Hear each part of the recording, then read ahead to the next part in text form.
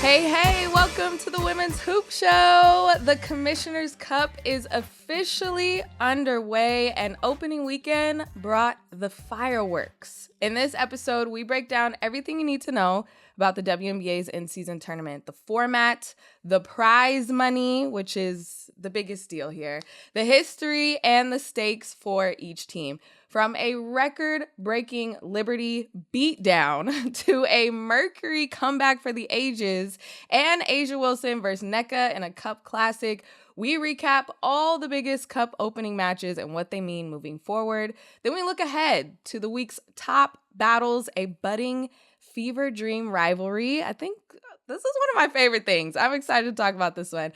The undefeated Lynx facing off against the Aces firepower and a Valkyries Phoenix showdown with some serious Western Conference implications. We predict who's taking the cup this year, and we wrap it up with sending flowers, our spotlight on the players making big moves and big statements powered by Cash App. There's so much to talk about, but before we dive in, just a reminder, we want to hear from you. We're thinking of doing like a mailbag episode soon, so shoot us an email at women'shoops@odyssey.com. All right, let's get into the show. Autumn, welcome back. Thank you. Excited to be back. How are you? How you doing? I'm chilling. Life is good. You know, for the dream, they're on the road. So I've been able to have some downtime at the crib. Ion has been going very smooth every Friday. So I've been balancing like work life very well. It's been very key to my life right now. Love that for you. And I also love it for us because we get to see you on our TV screens every single Friday. What a treat it is for us to be able to see you working them Ion games. And the games have been good. It's been fun to see those breakdowns. I know there have been some complaints about having a lot of games on at the same time, but you got to make sure to catch those national games because those are the ones you guys are covering on Ion. So it's been great. Thank you. Yes, I definitely agree, though. I've been having multiple screens up and minimizing, maximizing, volume up on one, volume down on the other, like switching whenever the momentum changed. But I definitely get it for sure. Yeah, it feels like you have to pick your favorite child. Yes. Like when you have to pick which game to watch, that's the hardest part. You're like, okay, which one matters the most? What team have I not watched in a while? But I want to be able to watch all of them because I go back and watch all of them anyway. But to watch them in order. I want to do nothing on my Friday. Just back to back to back to back. Please line them up. 100%. I'm with you on that. We'll work on. We'll make some calls. We'll make some calls. But it's Commissioner Cup time. That means it's a little something different in the WNBA season. And this is year 5 of the Commissioner's Cup, if you can believe that. It kicked off in 2021. But how do you feel about the Commissioner's Cup? Because I've had some mixed feelings in the past, but now I'm excited. Really? Yeah. That's interesting. I love it. I love when players have something more to play for. I love good competition and the best of the best going at it. And yes, we're going to get that during the playoffs, the finals, but this gives us a little temperature check, towards like the middle of the season or beginning of the season as teams start to catch stride and learn each other. But it could be anyone's matchup. Like, you know what I mean? Like anyone could face off in that finals for the Commissioner Cup. So I like it. I like when these players get paid. There's a big incentive, not just for them, but for a charity of choice. So it's a win-win for everyone. And I love to see just good basketball through and through. So I'm here for it. And I hope it continues to get better and better every single year. So we'll see how it goes down. But for me, I have a good sense of who's going to be in it. I feel like everyone has that consensus this year because the top 2 teams are just showing itself right off the bat. Oh, yeah. And we're going to talk about it. We're also going to predict who we think is going to win, where we are going to either look amazing come July 1st or we're going to be dead wrong. But that's what makes it fun. So if you are new here to the WNBA or new to the Commissioner's Cup, I'm going to break it down for you, give you some official rules of what this in-season tournament looks like. So That's what it is. It's an in-season tournament full of a series of specially designed games, kind of split up between East and West, and you're playing those. In those games, they are Commissioner's Cup games. So it runs between June 1st and June 17th with 36 total cup games. The top team in each conference, based on their cup records, will face off in the championship game on Tuesday, July 1st. The team with the best cup winning percentage hosts the finals. And there's also like a specialty basketball. If you guys haven't noticed that, there's a second year for that, which I kind of like. I love it. Cool. It just shows that it's different somehow. I like it. On the NBA side, they had like these weird court designs, and I think the basketball is better. The ball is perfect because when you tune into the game, you're like, oh, okay. Or when you look back at a game, you're like, oh, okay, that was a Commissioner Cup game. The courts were a lot, in my opinion. It was too much, Autumn. It hurt my eyes. Yeah, exactly. The focus needs to be on the basketball. Now my eyes are elsewhere, and it's too much going on. Simplify it. Too much going on. Simplify it with the basketball. Yes. We love it. Okay, also, the big thing about the Commissioner's Cup is the money. This is why the players have interest and want this. So it's $500,000 total prize pool presented by Coinbase. And that's what the winning team will get. Plus, this year, $120,000 in cryptocurrency, which is kind of funny. I did not know that. But including $5,000 per player in the title game. So they're throwing out crypto. You're getting all money of it if you're winning in every form. Every form. We love that for them. Anytime WNBA players can get more money, that's my favorite song. This is also a community impact, which is a really cool part. Each team selects a local charitable organization, and for each cup win, fund goes to that team's chosen charity, just reinforcing the WNBA's social impact. And they, most of the time, these teams pick charities that are close to them, have some type of tie to them. So that part is really cool. Like I mentioned, Eastern Conference, they have 5 games total. Western Conference, 6 games total because of the addition of the Valkyries. And then if there's a tie, we go down to the overall point differential in all games. And this was a question I had because we just saw the Liberty demolish the Connecticut Sun. And that was a cup game. So it could circle back if it gets close down the end.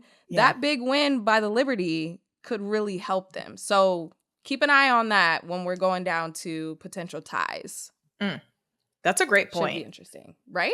Halftime, that game was like 60 points by New York Liberty. Woo! That was very telling. Like, dang, just sit everybody. But now I'm like, okay, well, this might actually matter later. So you have to, and it's so early in the season. Like, they're still trying to build chemistry, I guess. But they were just like foot on the gas that whole game. That's a good point because, like, yeah, you could have brought in more of your bench or whatever the case might have been. But, like, to know that everything matters down the stretch when you're going up against other teams, you want there to be no question that you are the clear champ and that is it.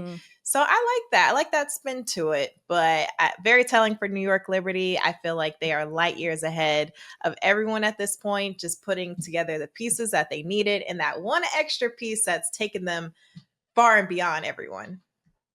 I saw, I don't know if it was a tweet or in threads, but someone said that they think this Liberty team could beat last year's Liberty team.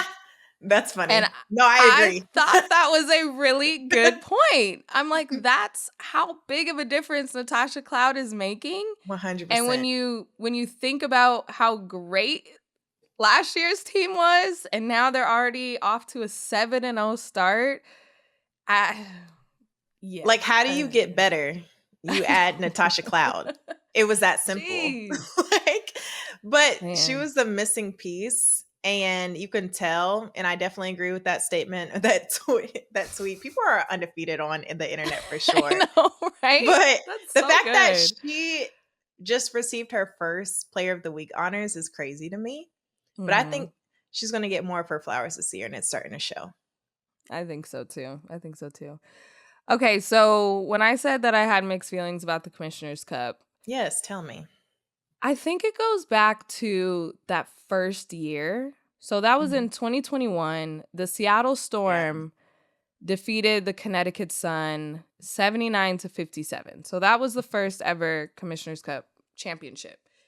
It was a blowout. It was right after, like, it was still, half COVID times. It was right after the Olympics, which was weird. And the players were exhausted and tired. And, like, as soon as they came back, that was the first game back from That's WNBA fair. action. And then there was, like, I don't think anyone really knew the rules. The games were kind of scattered. And that's how it was for like the first couple years. Like nobody really understood what was happening. And Yeah. so for me, if the players aren't excited to do it, then it's hard for me to kind of get excited. They just knew that there was money. Like it didn't matter. Like just win some games and then you could win We're some good. money. Like that's all it was Cut the check. basically.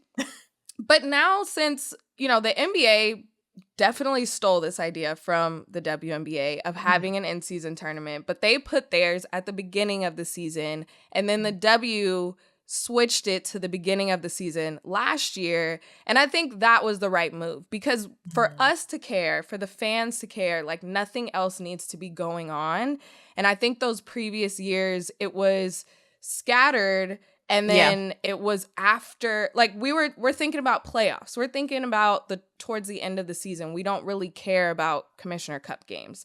So now having it at the beginning of the season ramps up excitement, has a win now attitude. Like these aren't games that you can coast through. These matter. So now I'm like, okay, I'm hype about it. This feels like something to cheer about. We just started the season. Let's go. But it was a little bit of a roller coaster in my feelings from then. Understandably so. 100%. Yeah. And every Yeah, new okay. thing, there's learning curves that comes with every new For thing. sure.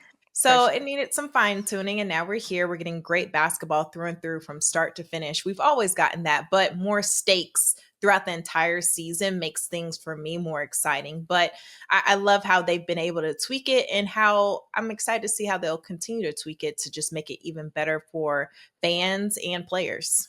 And my favorite part is that it has been final previews the past 2 seasons. Yeah. Like who has won or who has made it to the title game has been just a little taste of what we're going to get in the finals. But also, if you're superstitious, whoever has won in those past 2 games, if you win the title game in the Commissioner's Cup, you lose the finals. So do you want to win? Like, what's are you gonna be throwing games so that you can win the finals? Like, what is this? Or maybe someone will rewrite history. I don't know, but that is interesting. We've never had a repeat champion, and that person who is a champion, that player, that team who's the champion doesn't come out to be the WNBA champion. That is very interesting. Very, very interesting. And Brianna Stewart has been in 3 out of the 4, which is wild. That's so she's insane. Playing for extra money regardless. It was just she loves this tournament. One season. Yeah, she loves it. She loves it. So she's like, all right, Liberty, here's what we got to do to get there. I've been, trust me, I know what it takes. The Commissioner Cup ambassador at this point. Like, yes, seriously. Brianna Stewart. Makes sense. She wins at literally everything that she does.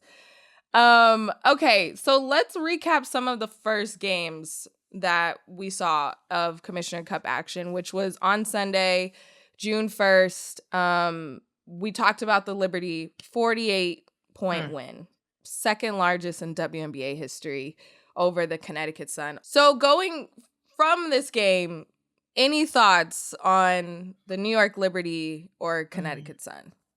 Yeah, I'll start with the New York Liberty because obviously eclipsing 100 points, their dominance that they have every single game, that was just a statement to me that they are light years ahead of everyone. And I think more so their superpower is showcasing and getting better every single game in their ball movement, how they play that 5-out offense, how they space out their opponents, and the positionless play that they have and possess every single game. It is constant motion. It's elite level cutting. It's high efficient shooters around to make sure whoever you're passing off to, they can hurt you at any given point, inside or out. So that's going to be tough to go up against. And there's no drop off coming off the bench. What Sabrina Ionescu is doing this season also, I mean, every single time she touched the ball, it is magic. It's so fun to see her go off. She was 4 for 6 in that matchup versus the Sun. She ended with 18 points as their lead scorer. Just complimented by Breanna Stewart. And the X factor continuously is Leonie Febish, how she provides constant, impactful minutes. JJ inside as the anchor. And Natasha Cloud, she doesn't have to go off on scoring in these matchups. She's setting up and organizing the offense. So to me, it's just beautiful basketball. They almost had 30 assists in that game. So just how they're sharing the basketball has been fun to watch. And then 19 threes. Like, crazy. They did it again. 32. 59%. They did it again. Oh my goodness. This was the most threes in a single game in WNBA history, and they tied it not too long ago. So like they are doing this at a very efficient rate inside and out. I don't know how you game plan for that, but this team is already so connected together without Natasha Cloud. You add that and it's been a seamless transition. Liberty fans are up. Like you will never see a sad Liberty fan these days, because not only coming off of the first championship in franchise history, but how they're playing right now, just write the check, send them straight through to the finals. I mean, it's hard. I don't even know. It's like, it feels so early. You don't want to say that now, but how they're playing, I mean, again, it's hard to deny. They could beat last year's team, which won the finals. I love that. this is a team, and you talk about those assists. That was something that stuck out to me. Sharing the ball, that's when they are at their best. And even last year in the finals, when I would get frustrated watching them, is that when they go away from that, it's so clear at what they're great at that it becomes very clear when they go away from it. Even a few games ago, when the Fever started coming back on the Liberty, that game went down to the wire, but it was because they started going one-on-one basketball. People, JJ started shooting from the outside when she scored her first, 10 points inside the paint. When you get away from those things, that's when it becomes a problem. So I just hope that they are watching this film, they are feeling confident, and they're like, okay, what's working? Let's stick with that. Like, don't do anything outside of that. Don't touch nothing. You don't need to. Please. Don't touch it. And I think their defense, too, to hold a team to 52 points, that says a lot in itself. They had single digits. They held Connecticut Sun to single digits in that third quarter. And I think the way they guarded Marina Mabrey was also the reason why she didn't have the typical shooting night that she did. Like, the ball screen defense that they possess every single night, that's just how it is. And also how they push out their shooters to make even tougher threes, tougher twos. They're locked in on both ends. And when you have both of those ends clicking like that, that to me is a championship ready team. Yeah. And on the other hand, for the Connecticut Sun, we knew it was going to be rough. We knew this season was going to be rough. They did pick up their first win this past week over the Fever, which they were celebrating and happy, and it was the first win for their coach. That was a great game. Towards the end, it was really good. Towards the end, it was really good. And, it was a close game that they won. Like they were able to finish strong in that game. So it's tough to go from that to having to play the Liberty the immediate next game, but hopefully they were able to have some confidence from that win. Again, the bar is really low for this team for this season, but I hope that they're able to still, rally around Tina Charles, because she's still going to hoop. We know that. 100%. And we know, the rookies that they have are going to show out. So hang in there. Connecticut Sun. And Yeah. hang in there, Connecticut Sun fans. It'll be all It's right. it's nice to see them get a win, though, for your Mm-hmm. confidence. And I think what got them through that game is their defense. Like, if they hang their Yeah. hat on stealing and scoring and anchoring inside through Tina Charles, Olivia Nelson-Ododa complements her very well. Marina She's Mabrey doing was great. able to, yeah, Olivia Nelson-Ododa, she's been on a tear and she's been Mm-hmm. consistent for them. So I really like that pairing together. And you open things up when Marina Mabrey is hitting threes the way she does. She got going in that third quarter. And I mean, when she gets a hot hand, good luck. But I think this Yeah. team is just fine. I thought Sinai Rivers also had some impactful minutes versus that when they played the Fever. But when you now have a win in the column for you, you can now go back and look at tape and be like, when we're successful, this is what we can produce. Let's lean on Mm-hmm. this. And the proof is in the pudding. Let's stick to this. Let's hone into this as our identity and continue to move forward to be that pesky contender. Because, yeah, we know this is a rebuilding year for them. It is Yeah. okay to have mistakes. It's okay to fall in these type of games. If we're learning and growing, that's all we can control. Mm-hmm. All you can control. I love that. Mm-hmm. So we'll see how well we'll see how the Liberty keep going in their Commissioner Cup endeavors to get back to the title. This would also be the Liberty's third straight time in the Yeah, Commissioner's Cup championship if they were to get there. So that's crazy. that's insane. It's written in the Mm-hmm. stars for them to go. So the other team, Phoenix, Mercury, and the LA Sparks, 18-point comeback for the Mercury to win that one 85-80 on the road Mm-hmm. without Yes. Alyssa Thomas and Kalia Copper and Natasha Mack, I believe. They were all Yeah. sidelined. Mm-hmm. Phoenix is now 5-2. And you know what? I have already apologized, but I'm going to come on here and apologize. Double down. We got to double again. down. We were Because so I saw wrong. those 2 losses or that one loss. I don't even know how many, but I was ready to count them out. Isn't that crazy how wrong we were? It's fine. We were really wrong. 5-2 is crazy. Without your big three.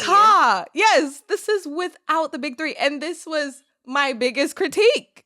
My biggest critique was they can't win without their big three. That's all they have. God. No, we were gonna take the L on that one. That was not good on our end. But I think everyone had that general consensus. Like, yes, okay, I agree. The best teams right now are deep. Minnesota.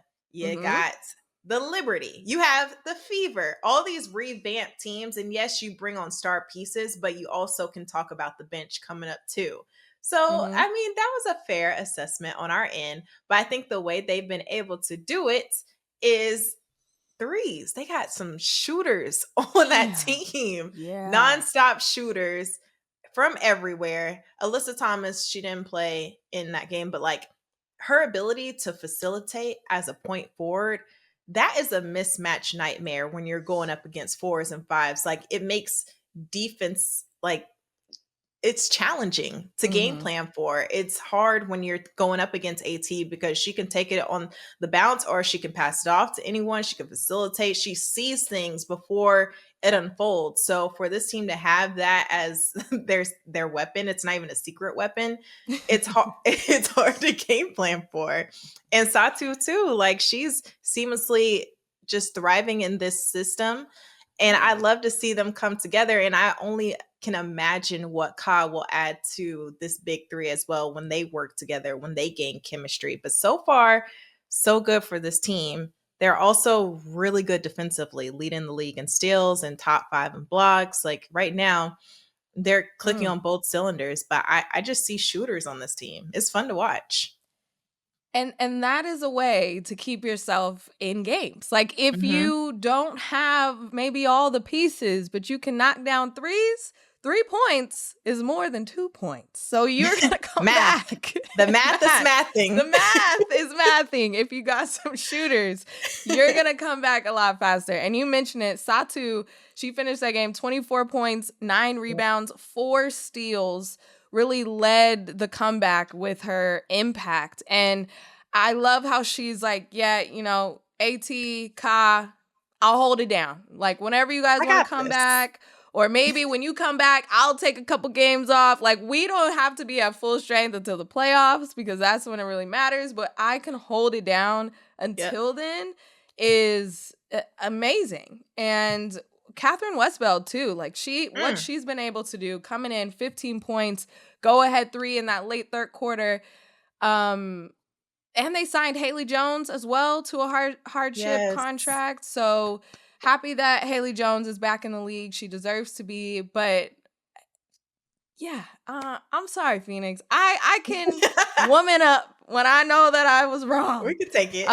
Especially because it was against my Sparks, but that's okay. Sure.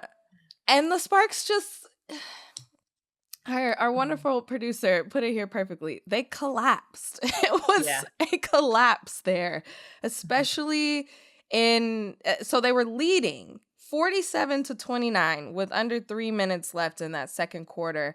Then they shot 8 for 20 in that first half, 0 for 15 in the second half. Yikes. And this was a great game by Odyssey Sims. Like, amazing. 32 points, 10 for 14. I read somewhere this was her first 30-point game in almost 6 years. Like, this was a big deal for her to have a career-type game, but not having a W to show for it. Plum kind of struggled. She had 15 points. Hamby finished with 15. But here's my question about the Sparks. And I don't know if you've seen this, but what's going on with Rickea Jackson? She's unfollowed the Sparks. She's taken them out of her bio. She was in concussion protocol, but now she's out for personal reasons. Y'all need Rickea. So 100%. What's going on? I hope everything is okay with her, but she's just not there. And she's just not. She needs to be there for sure. Yeah. That's a big difference. Huge difference because of the versatility that she brings. I have no idea. The most I'm caught up on is concussion protocol. She came back and played.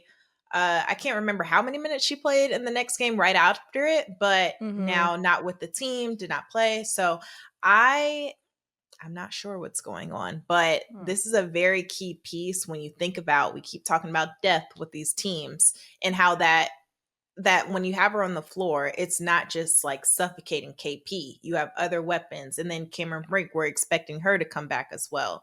So Rickea, she can play the 3, the 4, and for her ability to work inside and out, defend bigger guards, or even post players as well. You need that type.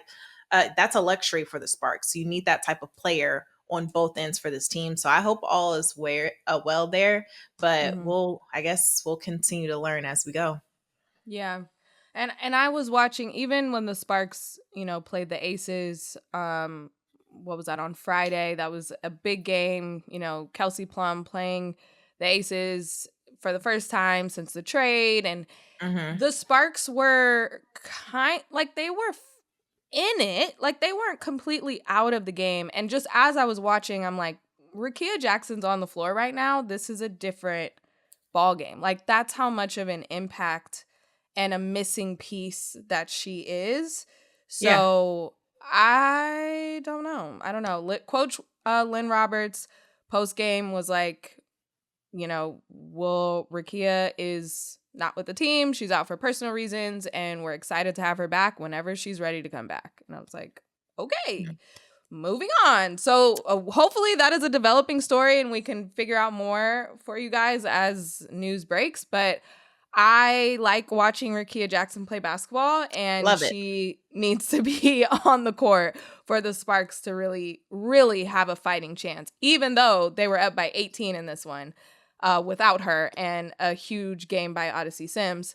To seal the deal, you need someone like Rickea on the court with you.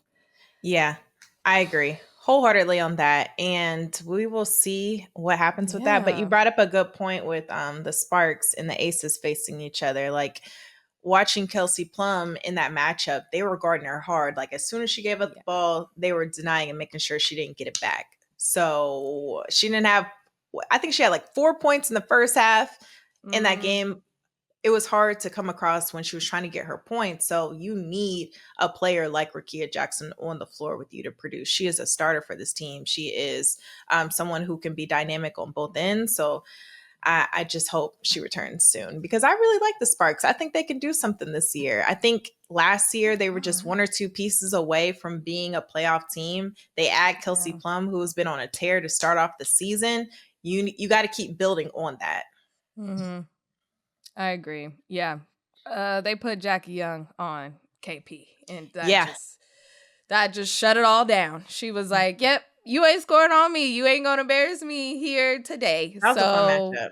We gonna shut that down. That was fun. Also a fun matchup, speaking of the Aces, was this rematch with the Seattle Storm that happened on Sunday. I know that the Aces had this circled. I had it circled after a 20-point loss to Seattle in Seattle. They go back to Seattle. And, a lot was said after that loss by the Aces. Asia was like, we just played like shit. Like it was horrible. Becky was like, plan A, we don't know if plan A doesn't work if we don't execute plan A. Like there was a lot of things that needed to happen. And unfortunately, the Sparks were kind of the next game. So I think that's why that was some extra motivation. Yeah. But to come back to Seattle and get the win 75-70 was a big deal. And, Asia Wilson showing out. 19 points, 7 rebounds, 3 steals, 4 blocks. What can't she do? We know that she is great. But it went down to the wire. The Seattle Storm kind of started coming back a little bit. I don't think it was a great game for Seattle turnovers-wise. They were turning the ball over. And but it was still a 5-point win. Go Aces. So what do you make of that game? Yeah, the first half was really rough for Seattle Storm. I felt like the lid was on the basket for them as well, on top of the turnovers. So when you have that type of rough start, you're already putting yourself in a hole. But they were able to come together and, be able to provide a little bit more cleaner offense down the stretch, which was fun to watch. And also, just Gabby Williams have the game that she had.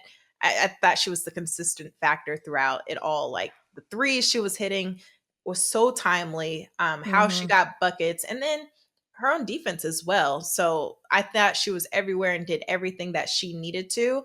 Skylar Diggins, she was able to come in and try to organize the offense as much as she could. But I thought overall they just needed to get in that type of groove. But they were able to lean on Gabby as much as possible.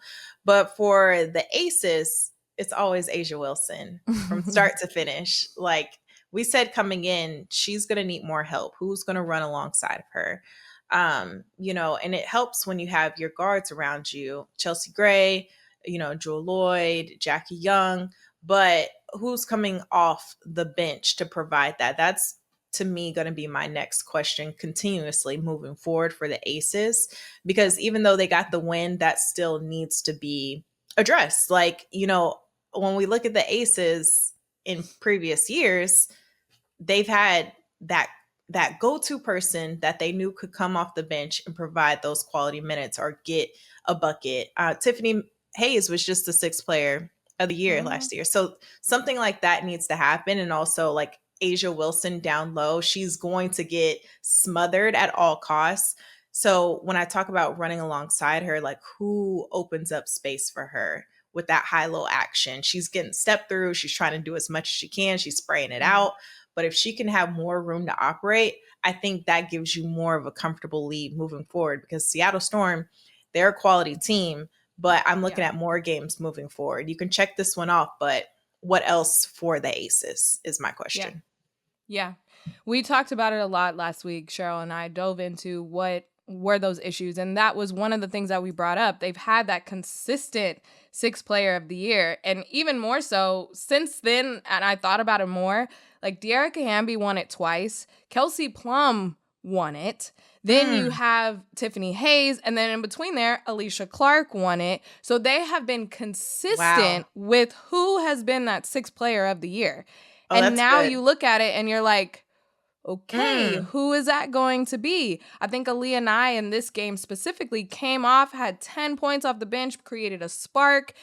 Like, Yeah. even if that's a rotating role, like that just is something that needs to happen, where when your starters go and get some rest, it is not this huge drop off like we talked Mhm. about. But on the other hand, for Seattle, the big difference was NECA. You know, NECA in that 20-point game, over 70% from the field, had an amazing, amazing game. This game, only 9 points. And honestly, like, I think 5 came within the last few minutes. So Yeah. she was not really a factor. And I think that was Asia Wilson's personal goal, to make sure she doesn't go off.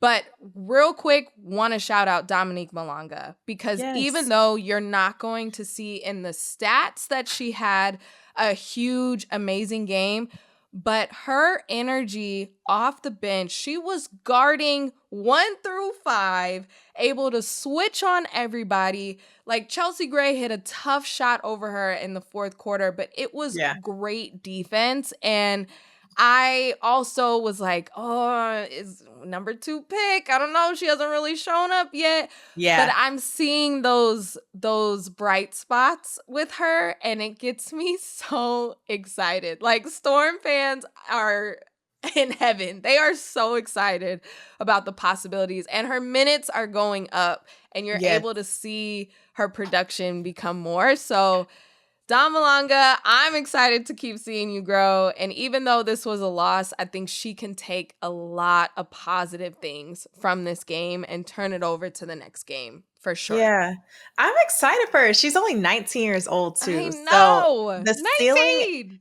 is so high for her, and her versatility is going to be a problem. The length that she possesses, she's going to get bigger, faster, stronger. Like, I'm really excited to see her growth, her work alongside Neko Gumake while learning from her as well. Just the length that they have in the front court is already insane. I think they have deceptive depth, in my opinion, Mm-hmm. when we look at this team to be a championship contender. But another player I want to shout out is Erica Wheeler, because I thought down the stretch of that game, Yeah, huge. she was Easy. everywhere. Mm-hmm. Buckets, grabbing rebounds. Like, I thought she had a very crucial rebound down the stretch to Mm-hmm. get them an extra possession, getting assists, diving on the floor. She did everything that she needed to do for her team. They came out short, but I thought she had a lot of game changing momentum shifts, just the energy and effort that she provided. Yeah.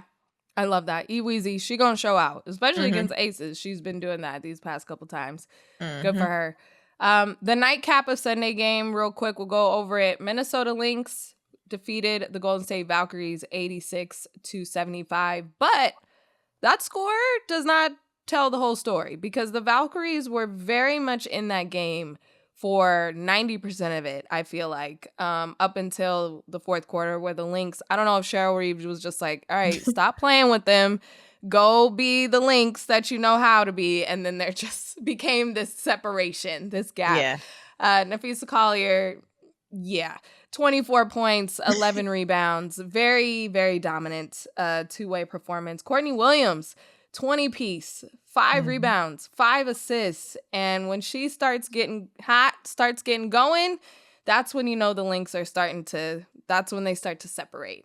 Kayla McBride, 16 points. Carlton, 12 points. Natisha Heidemann, 8 points, 2 assists, 2 steals. Like, this is what the Lynx will do. This is why they are so great. They have so many weapons that they can put at you. 27-5 run in that second half, where that's, yeah. The Lynx are 7-0 as well, with the Liberty tied for the Mhm. best record in the league. Coincidence? I think not. The tea is hot as Autumn is sipping her mug. My coffee. Your Like, coffee. tell me more, Jordan. Yes, the Minnesota Lynx are really, really on a mission so far, and it's Mhm. been amazing to see. I don't know how many interviews I have done or videos I've made in the past couple weeks where I just keep saying Napheesa Collier is at the top, tippy top of that MVP race, and Mhm. she can't be denied. On the other hand, the Valkyries at home, third straight sellout. It's an amazing crowd, but I have seen improvement. Like, I have seen Yeah. improvement from game one to even a blowout loss from the Liberty to then they come back and go down to the wire with the Liberty. They were in it with the Minnesota Lynx. Like, these are the top teams in the league. Exactly. And the Valkyries are very much still in it. So I've been impressed. And I don't know if it's a full apology tour, but I feel like the Valkyries do have some pieces and overseas pieces that or international pieces that maybe I was slept on and we were Yeah. all slept on. Mhm. But even someone like a Veronica Burton, like getting Mm. this opportunity, coming into a starting role, maybe even a star role. She finished with 21 points. She has been balling out of control these past couple weeks, and I'm Mhm. so happy for her, so proud Very. of her. She was a backup point guard. Now coming into this role to be able to shine like she has Yeah. been amazing. So, yeah, Valkyries, yeah. Even if you Yeah. got a loss, you're doing great, honestly. Way I love better it. than I thought I love you it. would be I doing. wanna I wanna double down on Veronica because she's known to be a defensive player. We just haven't been Yeah. able to see her shine in this light. So for her to come in this starting role, organizing the offense by like balancing, setting up her teammates, but still finding her own buckets. I'm very excited to see how she continues to flourish within this system. And also just have that confidence in herself. Like, okay, like I am a go to option. I can Mhm. still get a bucket because we know her time at Northwestern. She was their go to player, their star player. And I guess purple is her color because she's continuously showing out. I love to see it. But I'm on that apology bus with you. I guess we're like, together passing out apology letters Passing out, because passing out. I'm we just didn't sorry. know. We just need to see it. That's all. We We just need need to to see it. see. That's what it was. That's what it We're gonna was. go with Yeah. that. But But the like for Valkyries, perspective, for real quick, for mhm, perspective, the Valkyries have the same record as the Indiana Fever right now. They are both 2-4. So when you think about it like that, like at this point in June 2nd, I did not think that was going to mhm, be anything. Now, of course, yeah, Caitlin Clark is out, and we're going to talk about that. But still, all right, yeah, they've all been right. a pleasant surprise. Honestly, they play with heart. They play with grit. They play We with see you. relentless energy. They embody their name. The Valkyries, everything about them, yeah, the rollout, the logo, what they stand for, what it means, embodies every single player. This team doesn't back down from anyone. And I remember our first segment, our first episode we did together. It was like, who are the pesky contenders and the bottom feeders? They are that pesky contender that no Mm-hmm. one wants to play against. They've taken I powerhouse agree. teams to the wire. And yeah, Lynx, Liberty, those aren't just any names. These are the names we're putting in the championship contending conversation. So for you to go, wire like bar for bar with them, that gives you a sample of what you can do this season and what you can be within this franchise. And I loved how Coach Natalie mentioned like when we control our controllables, we can compete with anyone because they were hot in that first half. That third quarter Yeah. cooled down a little bit, but when Yeah. shots weren't falling, they got to lean on the defensive end. Mm-hmm. And I thought just how they came in the first quarter and played in the fourth quarter, put all that together for 40 minutes, you're good. You're good. Yeah. All The right. All right, experienced Valkyries. teams have prevailed. That's it. Yes. Yeah. That's what it has come down to for Hmm. multiple. When you look at those 4 losses, that is what it's come down to. Hmm. We're gonna keep an eye on the standings in the Eastern Conference and the Western Conference throughout the Commissioner's Cup. But yeah, right now it's the New York Liberty and the Minnesota Lynx sitting on top. But we're going to take a break. Then when we come back, we're going to talk about some of our top matchups that we're looking forward to in Commissioner's Cup conference play. Then we'll send out some flowers later in the show. We'll be right back. Welcome back to the Women's Hoop Show. We are still talking Commissioner's Cup play and some matchups that we're really excited about. We had talked about both the Mercury and the Valkyries being surprises, and they've also matched up really well in the past. So they play June 5th. I think that could be a really good game. I agree. We had also talked about the Minnesota Lynx and the Aces a ton. They meet on the very last day of Commissioner's Cup play, which I feel like was designed on purpose. For sure. Like, that could be a little sneaky. Maybe it could come down to those two teams. They know what they're doing, that WNBA. So we're not going to get that till June 17th, but I think that could be a really good one. I think so too. The matchup that I think we both wanted to talk about is the Fever at the Atlanta Dream, June 10th. Let's check in with both of these teams because this has been a little bit of a rivalry brewing. They've already played each other twice, and they have been really good games. So what's up with the Fever? We know that Caitlin Clark has been out with an injury. All we really got was a minimum of 2 weeks. But so far in the week 1, the Fever have dropped both of those games, and other players have been dropping like flies. So they have caught kind of this injury bug that's going around. Just saw that they signed Ari McDonald to a hardship contract to kind of fulfill some of those point guard roles in there. But Autumn, give us the lowdown on what's going down with the Fever. Yeah, you put it perfectly with an injury bug. Right now, Caitlin Clark is out for 2 weeks with the quad injury. Just making sure that everything's well there and it's not, something that will be a long-term effect. We saw, Sydney Colson go down in the first quarter of that matchup on Friday when they were facing off versus the Connecticut Sun. In that same game, Sophie Cunningham went down as well. So now you're down 3 players, 2 of them starters, 1 your backup point guard coming off the bench. Ari McDonald, I thought that was a really good addition because they like to run and pace and play in transition. So that will allow them to do just that. But now you have to incorporate her into the chemistry piece of everything and help, her learn the system. So I'm excited to see that unfold. But without Caitlin Clark, their offense looks different. Right now, Aaliyah Boston has been holding them down, anchoring inside. She's been incredible to start the season. I'm very happy to see her shine on both ends. She played in some foul trouble, so that's hard when you're trying to get in the flow of things. But DeWanna Bonner also went off too, and I think we were talking about this, how she had limited touches coming into this season and where she fits in this offense. Trying to find her buckets. We know she's a bucket, but when is she going to get them? When is she going to take them? And she did just that to get her team back into it in that fourth quarter.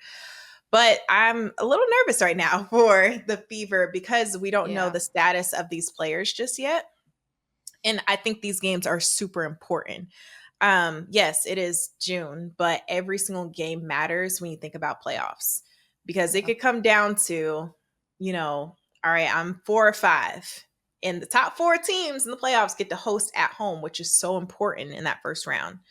You don't want to be in that mix when you're on the bubble. And we already can tell we're not going to, already give teams, number 1 and number 2 seeds. But you can already tell that it is favoring towards the Liberty and the Lynx. We got Seattle in the mix. We got the Aces in the mix. We got the Fever in the mix. Atlanta Dream. That's why this game is so important. And this rivalry that we're seeing, it's just spicy. Like the competition, so the spicy. passion. Yeah. It's just spicy. Yeah. That's all. Like it could very much not be a rivalry, but what we're seeing is the tension and the competitive nature of it. It feels like it, and we're all tuned in for it now. So I say this game is so important because obviously you want to pick up one against a very great contender, but also like when it comes down to the math and it starts mathing for the playoffs, you don't want to be you don't want to be on that bubble. You don't want to be on the bubble, and you don't want, I think that's where the Fever are in a really interesting spot right now, because on one hand, you can be, if you're a fan, you can be like, okay, well, at least this is happening now and not later. Like this is an early season problem that we can potentially get through. 2 weeks into the season, you're already signing emergency hardship contracts is not great. That's not a good place to be. But on the other hand, you know that you can be at full strength later down the season, but you're going to have to make up ground. Like if you keep losing games now and keep sliding towards the end or the bottom of the standings, that means you're going to have to work just as much harder later to kind of get back into that top tier. So when we put, the contenders, when we said that they were a title contender, we had that thought that they were healthy and they would be able to keep the winning streak starting at the beginning of the season and keep it going, dropping a few games here and there throughout the season, but dropping 3 games in a row now is like not great. And so when we circle this game specifically against the Atlanta Dream, this is a team that they have beat before and lost to before, but Caitlin Clark could potentially be back by June 10th. Yep. And you can come in and make a statement. Like, this is a team that has given us problems before, but now we're at full strength. Now we're healthy, or we're at, at least we got our superstar back and we can make a definitive win here. But on the other hand, the Atlanta Dream has been playing super well, and they have been one of those teams where we thought would kind of be in the middle tier, but they're starting really strong, and they still don't have Jordan Canada. Like, this is great for them. And Autumn has the biggest smile on her face because she really wants to talk about the Atlanta Dream, but Always. It's true. Like, they have been a pleasant surprise, and we have been super high on them coming into season after season, and we said that at the beginning of the year that we were cautiously optimistic, but so far, I mean, that win over the Storm recently was very big, very, very big for their win. The win over the Sparks, like, these are teams that they were supposed to beat last year that maybe down the final minutes it just didn't work out, or I don't know what part of the roller coaster of the season they were in to lose some of these games, but they're getting these wins, and if they could come back and beat the Fever again in a Commissioner's Cup type game, would be huge for them. So I talked a lot, but how are you feeling about the Atlanta Dream so far? I feel great, Jordan, because you know why? Another Jordan is coming back, possibly. Yes, we love that. I'm just over speculating, but based off Twitter, it says it's go time. Like, Jordan Canada tweeted, "It's go time," and Ryan responded, "Bye-bye to PG Rye." I love it. To me, that gives me like, okay, we could see Jordan very, very soon. It's go. She said it's go time, so let's go. I'm so ready because Jordan brings so much to this team. It was really sad to see her go down in the first preseason game. It was like 34 seconds into that matchup. And she only played about 20 games last year, missed a lot of the season in the beginning, but you saw what that team could be whenever they had all their pieces together. And then Ryan Howard going off for 33 points versus Seattle Storm. Rye can be in the MVP conversation. And I've continuously I said like this. that. I think she's so slept on both ends. And she spoke up about her defense too. Like, she said, I've been on that. Stop playing with me. Yeah, she did. I love the memes too, where it's like, I'm finding it. Like, I love her. She did. She needed to take a deep breath. Like, don't ever disrespect me again. Like, please. Actually, I do play defense. No, but on a serious note, she knows she can be in the MVP conversation. She's told me that her best friend Allisha has told her to, hey, you could do this season, right? And there's this thing called Rhyme Time. She channels her takeovers. If we can see that on a consistent basis every single night that she's very capable of, she can definitely be in that conversation. And she believes she can do it now because of the pieces that are around her. A Bree Jones, a BG, Jordan Canada coming back, Allisha Gray, who has been just a sensation on offense. Phenomenal. Yeah. Oh my goodness. If I'm playing against the Atlanta Dream, I wouldn't sleep on them. No. And when we compare the two, they're 5-2 right now, second in the East right now.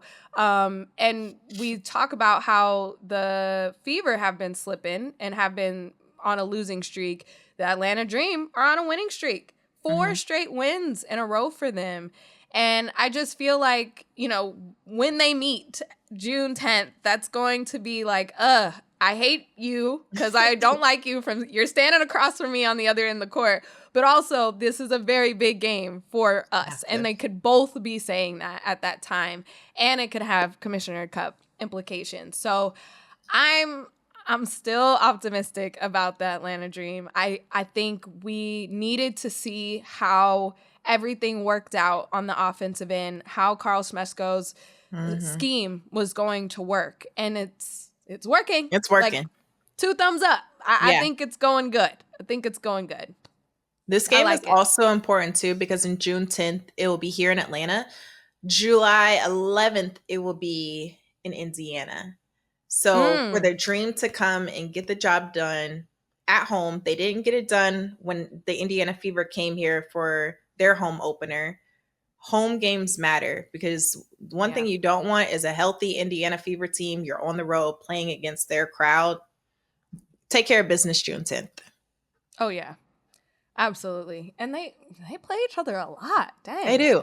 In the beginning, I'm like, can we space it out a little? Can we space it out? I mean, that back-to-back is crazy. Back-to-back is insane because a team will definitely be different down the stretch. I want to see how they play in, May compared to July, But that could be a playoff series. And for sure. That would be so good.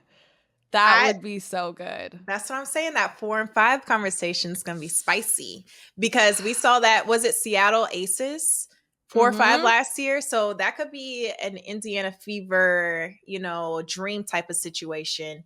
And who gets home court advantage? That's why all these games matter right now. And I love the fact that we're getting this competition. The Commissioner Cup makes it even more spicier. Yeah. I love it. 10 out of 10. 10 out of 10. Okay, we're going to take another break. But when we come back, we're going to pick our winners. I was going to say write it in sand, but that doesn't really mean that it's legit. We'll write it in ink, so we can't erase it. There we go. We'll be back. Welcome back to the Women's Hoop Show. It is now time. Autumn? Let's do it. Who do you think will be in the Commissioner's Cup Championship? So 2 teams. And then who will win the money? Go. Putting me in the hot seat. Yes, I am. I think this is shaping up to be a repeat of the 2024 Commissioner's Cup that we saw last year between the Minnesota Lynx and the New York Liberty. We are recording this on Monday, June 2nd. Currently, they are both undefeated. Yes. And if early signs hold true, I feel like not only Commissioner Cup, again, this could be a WNBA championship matchup.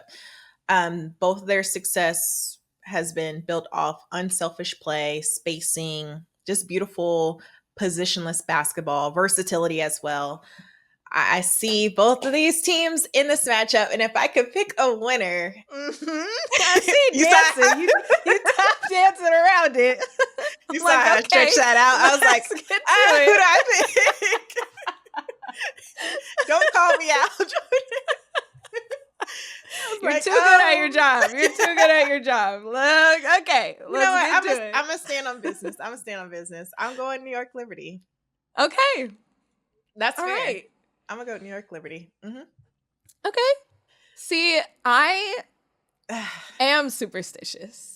Okay. And so I'm working backwards. I'm like, who do I want to win the finals? Because I think we're in agreement that it will be the New York Liberty and the Minnesota Lynx in the Commissioner's Cup championship. But I'm thinking, who's going to win the finals? Who's going to win in a series versus one game? And that's where I get stuck because I see how great the New York Liberty team is currently, but I see the look in Napheesa Collier's eye. So I'm going to flip it. I'm going to say that the New York Liberty will win the Commissioner's Cup, but because I think the Minnesota Lynx will win the championship in the 7-game series. Is that insane? I don't know. No, that's valid. That is valid. I think the New York Liberty are going to win both. I think this is the year. I think this is the year that they crack the code. They break the spell. The curse is lifted. It is lifted. 2022 Aces, they won both. And we think about how dominant they were that season. It is possible. I can see that. But it's because I think Liberty win the Commissioner's Cup championship because they didn't win it last year. They celebrate. But then when it comes down to the finals, the Lynx might get them. Oh, I don't know. Who would be your X factor? Like a team, a dark horse team. Who would be your dark horse team? Yeah. That's a good question.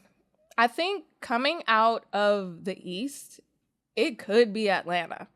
Only because, not just because we were talking about it, but because they're hitting a stride in the perfect amount of time to go on a run during Commissioner's Cup play. Yeah. Like those are the wins that matter. If you take these 4-win streaks and you put them towards these next couple weeks, like that would be all Commissioner's Cup games. And I would say that would be a dark horse team. And then on the West side, I think that's why that matchup between the Aces and the Lynx, like if the Aces figure it out and if they hit a stretch here coming up, they could also get that going and not have to really face like their toughest team until the last day of Commissioner's Cup play in the Western Conference. So that could be 2 dark horse teams. So it could be Atlanta and Las Vegas, and we're just like so wrong. Everyone's wrong, literally. I think also Seattle Storm too. I agree with the Atlanta Dream. I agree with the Aces, but another team in that mix, I would put the Seattle Storm there because of their depth and just who they can utilize. They're catching stride, and they've dropped a couple, but I think those things can get fixed. What they're doing, if they rely on their defense, they're a scary team. Yeah. No, for sure. I kind of want that. What team needs the money the most? What team is the youngest? that could be a whole nother motivational Who needs that cash? factor. Yeah. No, that's what I'm saying. Like it could be anyone's matchup. Like you're playing for more. So I'm like, who would be the dark horse? We're crowning these 2 teams already, but who could slip in there? That's true. I mean, let this be motivation. If you're listening to the Women's Hoop Show and you are like, they counted us out, then go out there and win some games. We're okay being wrong, clearly. Right. We're the villains. We'll take it. We'll take it. All right, it's time now for Sending Flowers, sponsored by Cash App. Making money moves should be easy, and that's why there's Cash App. It's fast, safe, and honestly, just way more personalized than other apps out there. Autumn, who would you like to send flowers to this week? Maybe it's could be basketball, could be personal, whatever you're feeling on who deserves some flowers. Oh, I like the personal aspect to it. I'll probably do that another week. But I thought of this coming in. I'm going to send flowers to Candace Parker because recently she just, had Chicago Sky say, hey, we're going to retire your jersey. hometown kid, hometown star, hometown icon, bringing a championship back to the city. And what she's done overall for basketball, not even just women's basketball, as a legend, immediately came in and changed the game. And Yeah. I mean immediately in her rookie year. There's a very short list of, when I think about basketball as a whole, there's a very short list of NBA players who have had their jersey retired in multiple places. And now on the WNBA side, Candace Parker continuously making history. What she has been able to do as a global ambassador of this game is nothing short of amazing. As a 3-time WNBA champion, I was looking at her list on Wikipedia, like, oh my gosh. Oh, like, it's endless. endless. It's a long I'm scroll. like, how does it feel to be Candace Parker? Man. But what she did for the game is unmatched. And a lot of players that we're seeing today, like your favorite player's favorite player is Candace Parker. And Yes. when you saw Candace take on the court, you felt that passion, that energy every single game. And when she dunked, like, you felt like you could dunk. You felt like you can do anything. I'm not a post player by any means, but she showed post players, and you hear that in a lot of conversations today. Like, when we saw Candace could do X, Y, and Z with the rock, I tried to take that and put it into my game too. So I love what she's doing on all levels, on the floor, off the floor, now in retirement. I feel like she could give us buckets still. I definitely miss watching her play, but she just dominated from start to finish. And I love to see her receive her flowers in multiple places that she made an impact. Oh, so good. The only and the original CP3. Yes. Love Candace Parker. You know, we're writing our book on the women's basketball history, and it was so tough to where to put Candace, like, because I feel like she could go in so many different places, different eras that she has dominated.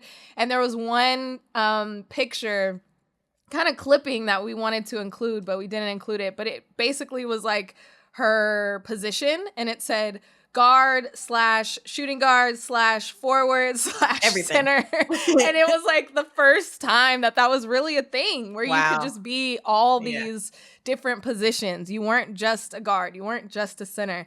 So it was really funny, but that was a little book tidbit. I love that. I want to send flowers, and I had this thought while I was watching the Liberty and Connecticut game, and I want to send flowers to Marina Mabrey, because I saw what I saw when they were down by a lot of points. She was still encouraging her team. She was still giving out high fives, first off the bench, cheering on the bench. And this is also part of our apology episode, I just feel like at the beginning of the season, I was like, you know, it's been said that she doesn't want to play here. She's forcing a trade. And does she want to be a part of this rebuild? She wants to be somewhere else. And I feel like that was the stigma around her. But what I'm seeing on the court, and even, you know, I'm not in the locker rooms, but I am seeing her being BFFs with Sanaya Rivers. And I am seeing the TikToks, and I am seeing her being the first off the bench, encouraging this young team. And she could very well be like last on the bench, mad that they're getting blown out, mad that she's even in this situation. But I haven't seen that. And so I want to send her flowers, because I know that this is tough. And I know that she didn't expect to be in this type of situation in this point of her career. But she has had a very positive attitude. And so you deserve a bouquet, Marina Mabrey. Ooh, well said. That was a great bouquet to send. Yeah, I love that. Thank you very much. Thank you. Well, that was a hidden gem too. That was a hidden gem. It was. You gotta dig deep when we're sending flowers. I like that. In the roots. Get the roots. I love it.